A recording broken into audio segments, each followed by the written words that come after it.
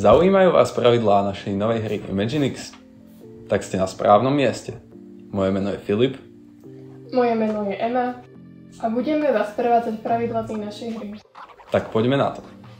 V každom balení hry Imaginix dostanete jednu hraciu dosku, na ktorej sa to všetko odohráva, 3 sady rôznych hracích kartičiek, jedny pravidlá,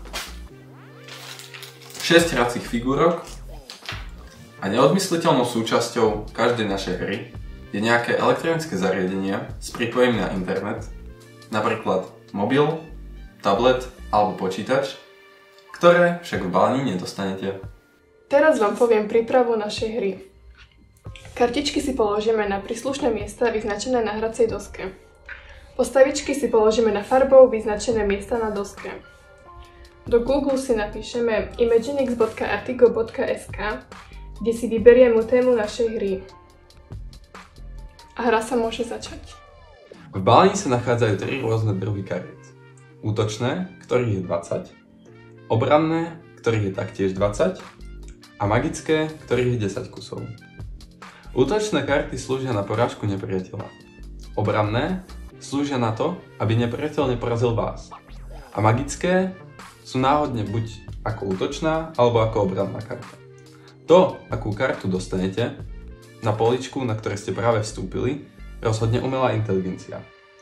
Avšak pamätajte, že nemôžete vstúpiť na počiatočné políčko a na políčko, na ktorom ste v predchádzajúcom kole stáli. Hru začína najmladší hráč a pokračuje sa smere hodinových ručičiek. Ťah začne hráč tým, že sa pohne na jedno zo susedných políčok.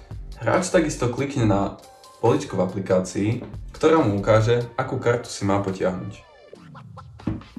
Po potiahnutí karty si ju doloží pred seba na stôl tak, aby ju všetci ostatní videli. Po tomto úkone nasleduje ďalší hráč. Pohnem sa, stlačím na políčko, na ktoré som sa pohol a potiahnem si kartu. Takto prebiehajú prvé 2 až 3 kola a po nazbieraní útočných a obranných kariet s bodmi. A boj s nepriateľmi môže začať. Na to, aby ste získali víťazné body, musíte bojovať proti nepriateľom, ktorých sa podľa obťažnosti rozdeľujú na 3 úrovne. Jednobodový. Týchto nepriateľov umelá inteligencia náhodne rozhodí na prázdne políčka, ktoré sú každou hrou unikátne. Dvojbodový. Títo nepriateľe sa nachádzajú na políčkach okolo stredu. A trojbodový. Na hracej doske je iba jedno políčko s týmto druhom nepriateľa a to v samom strede. Za každú úroveň nepriateľa dosiahnete príslušný počet bodov. Cieľom hry je dosiahnuť požadovaný počet bodov, ktorý sa mení podľa počtu hráčov.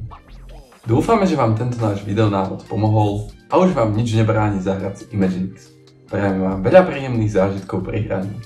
Dúfame, že pri hre nenastane žiadna hádka a hra bude príjemným spríjemnením vašho voľného času. Ak nechcete, aby vám unikli žiadne novinky, sledujte nás na Instagrame, Facebooku či TikToku. Ahojte!